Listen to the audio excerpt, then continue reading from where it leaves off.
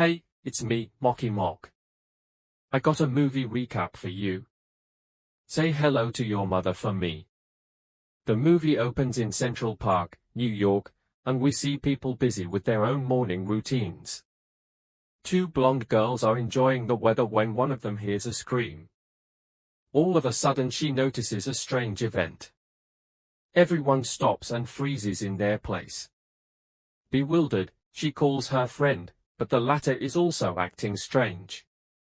Instead of answering her, the friend takes her chopstick-style hairpin out of her hair and stabs herself in the neck. She must have been a terrible friend. Meanwhile, at a nearby construction site, some workers are chatting when one of their co-workers falls from the top. Seeing this, the foreman immediately calls for an ambulance, but more workers start falling down, leaving him horrified. When he looks up, he witnesses the remaining workers deliberately walking to the edge of the unfinished building and falling to their deaths. The foreman is in tears as he watches his co-workers falling to the ground, one by one. Maybe they should have unionized. The scene then cuts to Philadelphia High School, where a science teacher, Elliot Moore, is holding an interactive discussion with his students. He talks about the mysterious disappearance of thousands of bees without a trace. I don't know where the bees went. They all disappeared. 1 second buzz bites. The next, I don't even know. Their discussion is suddenly interrupted by the vice principal, who calls Elliot for an emergency staff meeting. She leads him to the auditorium, where all the staff members have gathered. The principal informs everyone about the events that transpired in Central Park. He assumes it to be a bioterrorist attack using an airborne neurotoxin. The signs of infection are confused speech, followed by physical disorientation and loss of direction, which ultimately leads to death. The principal instructs the teachers to stop the classes and dismiss the students for now. Later, as Elliot prepares to leave, his mathematician colleague Julian shows up and asks him to come with him on a train out of Philadelphia. Elliot agrees and heads home to get his wife all night, while Julian goes to pick up his daughter, Jess. Afterwards the two duo meet at the local station. While waiting for their train, they listen to a news report about the quick-spreading neurotoxin, which attacks the brain's functions. Elliot asks about Julian's wife and learns that she is stuck in traffic, so she will be boarding another train to join them later. Meanwhile, the Rittenhouse Park of Philadelphia is full of people. A cop walks through a traffic jam and stops to talk to a taxi driver about the chilly weather. All of a sudden, a wind gushes by, and everyone freezes in their tracks, just like in New York. Moments later, the traffic cop commits the unthinkable, and the other people follow suit.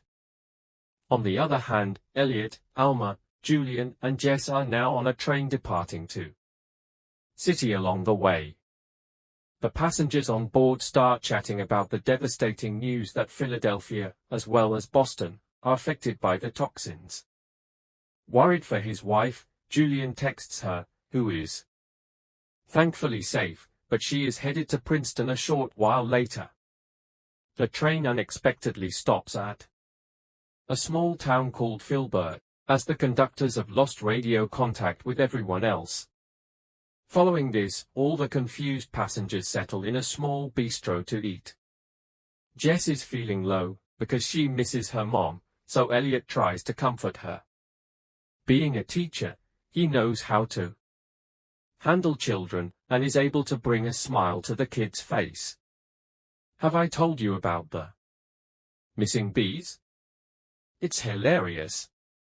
Shortly after, a woman next to them shows an unsettling video. A zookeeper walks into the lion's den and lets himself be eaten.